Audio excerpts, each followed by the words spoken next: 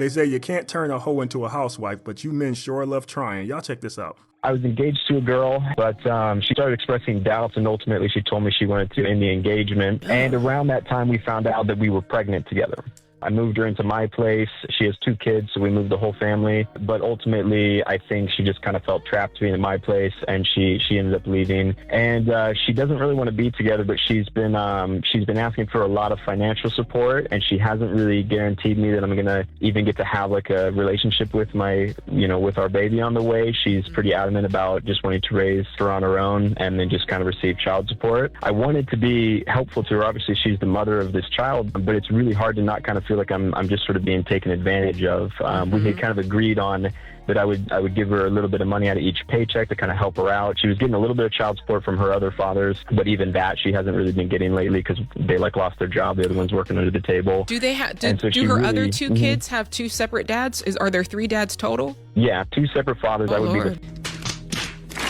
I hate to even say I feel bad for this dude because there were so many red flags that he ignored. He pretty much deserved whatever situation he's in right now. And I say that because women like this, they always have red flags and they're always showing you these red flags. You just ain't paying attention to them. She already has 2 kids by 2 different dudes, so you decide to be lucky number 3. Then you double down and try to marry her. And as soon as you let her move into your home, which was a huge mistake. Now you happen to luck out in this situation because she has some bigger issues, but that's not a smart thing to do. But the man said she felt smothered, so she decided to move out, then told him he can help her financially, but she doesn't really want his help with the kid. Now, this is coming from a woman who already has 2 kids with 2 baby fathers. So she already knows how hard it is to take care of a kid and how important it is to that child to have their father, but she doesn't care about that. She's gonna keep the 3rd kid and then move him out of the picture so she can take care of the kid on her own. And considering she has 2 other kids, that does not sound like a good plan. Now, he said he wants to be a part of the child's life, so if that's the case, you better get downtown, start filling out some paperwork because you're gonna have to fight with a chick like this. She probably did the same thing to the other 2 baby fathers, but this chick has issues, a lot of issues. To be honest with you, I don't really think she was interested in you in the first place. You offered to marry her, so she probably just was willing to take you up on that offer because it was an offer. But then when she thought about it, she was like, nah, I don't want to be married to this guy. Forget all that healthy relationship stuff. I'm gonna roll a dice and go for baby daddy number 4. Now, the man said she's always asking him for financial help, and now he's saying he feels used. But I'm gonna be honest with you, sir, you shouldn't feel like you're being used because you are being used. She has 2 baby fathers who are barely making it. They can't kick in. She found you, and she's hoping you are gonna take up the slack. Now, the man did say further down in the clip that he was giving her like maybe $200, $300, $400, $500 like every couple of weeks or so. But the point is, she's still getting some money from this man every couple of weeks. And for some women, that's all they want. Maybe she figures when she go file for child support, she's gonna be able to get a lot more from you. But to me, it looks like she is looking at you like you could be the one to reset her situation. And at the same time, she doesn't have to actually be with you. She could just get money from you and continue living her life. So yes, you are being used. But the fact is, I don't blame this chick. I really don't. I can almost guarantee it that he had every sign in the world not to deal with this chick, and he did it anyway. Maybe the sex was good, maybe she's really pretty. Something made him overlook all those red flags and made him stay in that situation. And then he messed around and got her pregnant, and now he's sitting here looking crazy. So I don't blame that chick. She's just doing what she do. Us men have to be smarter when we're out here dealing with these chicks. I'm always telling women they gotta pick better. We do too. We have to do better too. There's no reason he should be in this situation. It is all on him. Now, he can sit around and cry about it, or he can figure out how to make the situation better for himself. But either way, the situation ain't going nowhere for at least 18 years. So it is what it is. A broke man's love language is romance. When a broke man wants to be in love with you, he will put this, our sun and moon is in Sagittarius and it's in Aries, and we're meant to be together, we're twin flames, our numerology 7. This is a broke man's language. This is all he can offer. He can't offer you money. He can't fix your issues. He can't give you solutions to your problems. He will use you as a therapy buddy, an emotional dumpster, because he can't go to his bros. That's embarrassing and weak. So he'll use you for that. And most of these men have nothing going on for them. They'll come to you and they'll waste your time. You know what? I'm going to have to agree with this lady. A broke man can't really offer you anything but maybe some good words, good sex, some good romance. That's pretty much about it. They really can't offer you too much else. But I do have a question for this young lady since we're on the topic. What does a broke woman offer you outside of sex, romance, and words? I really want to know this. What does a broke woman offer you? Outside of fixing her problems, dealing with her issues, and paying for her stuff, what can a broke woman offer somebody?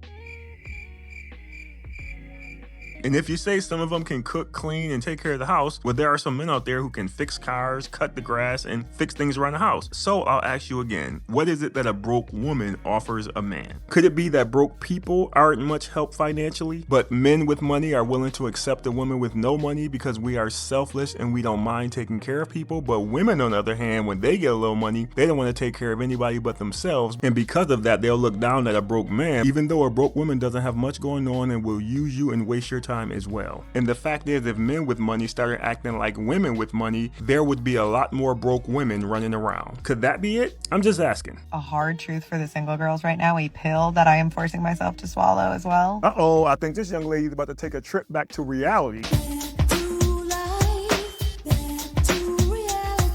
Is that the 6 foot plus bullshit is holding us back. Yes! At first I was freaking out and I was like, I'm going to be alone till the day I die. Accept that. And that still might be true. But one easy thing you can do to better your chances of not dying alone is not being so picky about height. You can still like tall guys. You can still prefer tall gentlemen.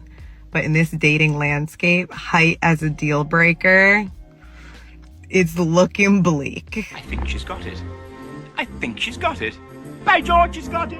By George, she's got it. Now, I know us men have been screaming this forever, but it's good to see that it's starting to kick in for some of these women. We all know the numbers. It's like 10, 15% of men who are over 6 feet tall. And then when you start breaking out who's married, who's in a relationship, who's gay, and all this other stuff, those numbers drop really low. So the fact of the matter is, if you want to be in a relationship and you're using that as one of your criteria, you might be in trouble. Matter of fact, not might, you're gonna be in trouble. Because it's really hard to find that, and on top of that, they want all that other stuff too. It's just a hard thing to do. It is like going out there trying to hit the lottery. But a lot of these women will never change. They're gonna keep doing it, and there's nothing you can do about it. You just gotta let those women do whatever they're gonna do. But I'm happy to see some of these women are starting to realize that this is the reality. Like that old MTV show, this is the real world. Hey, babe, I'm going out with some friends. All right, cool. See you Be safe. later. All right, love Look you. nice. Thank you. See you later. All right, babe, I'm out. Where you going? We're going hiking with Bank today. Okay, where y'all going hiking at? I think we're going Sweetwater Creek. Oh, okay. How many miles y'all going to take? About 4 or 5. How long that's gonna take? We'll probably be going about 2-3 hours. Oh, okay. Who all going with y'all? I mean, same crew. You know, everybody usually go, same crew. What you doing after that? We probably go grab food, you know, normal stuff. Like just probably grab a bite to eat afterwards. Yeah. All right then. Be careful. Be safe. Love you. Love you too. Call me later. I don't know about y'all, but I was waiting for this man to ask, does he need a lawyer? Because this felt like an interrogation to me. And I know a lot of y'all think this was funny. Ha ha, very funny, motherfucker.